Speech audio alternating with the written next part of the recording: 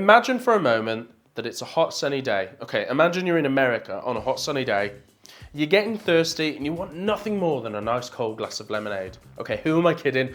A beer, but only lemonade's on offer, right? Now imagine two boys are both selling lemonade.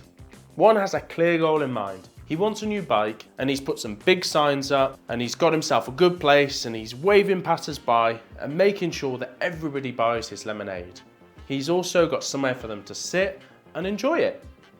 He gets some attention and maybe he ends up in the local newspaper or on the local Facebook groups and more people come to visit him. Now the other boy, he puts out some lemonade and sells some to his friends and family. He even has some leftovers which he's able to enjoy with their evening meal with the family later on. Quite a difference, hey? The second boy's lemonade might have even tasted better than the first. But what can we learn from this example? And what else did I learn this week in week 21 of becoming an electrician?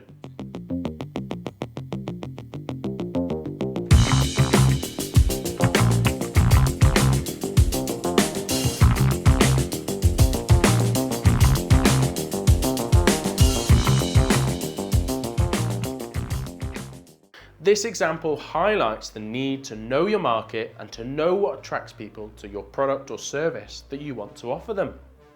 There's loads of different ways you can research this.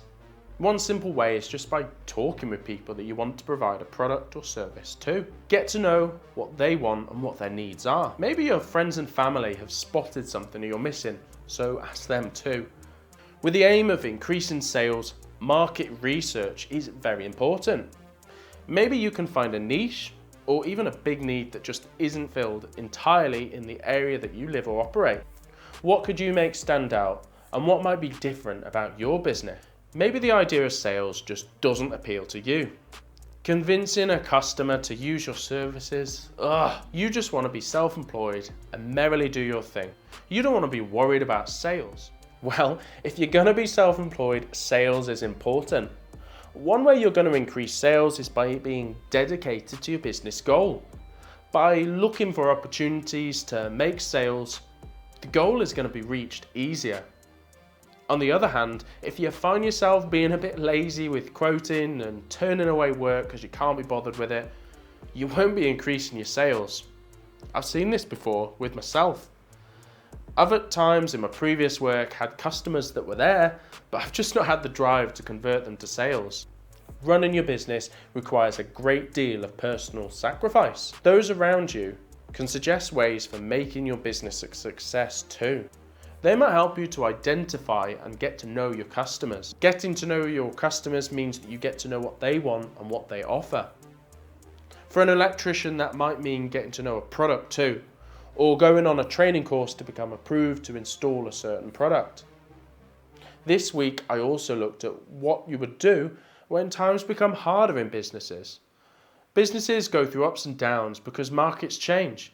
It might be that a certain type of install that an electrician would do is just no longer done, and everybody jumps on the bandwagon, so there's loads of competition. To me, this kind of describes the install of inflatable hot tubs. You can get them for a few £100. They're really nice to be in, but they need to be connected to your electrical system properly. Because they're so cheap, people buy them, then they get them connected by an electrician, and then winter comes and the water kind of gets a bit manky, they don't use it, or when they do use it, they realise that it's quite expensive to run it, and before you know it, people aren't using them. Obviously, I don't think too many electricians are steering their business to just install hot tub supplies, but maybe the same could be said for solar or EV chargers. Personally, I don't think so. I think they're the future. But there's going to be fads out there, isn't there? The takeaway from my training material was having the right mindset and attitude to overcome the challenges, or to sum it up with one word, dedication.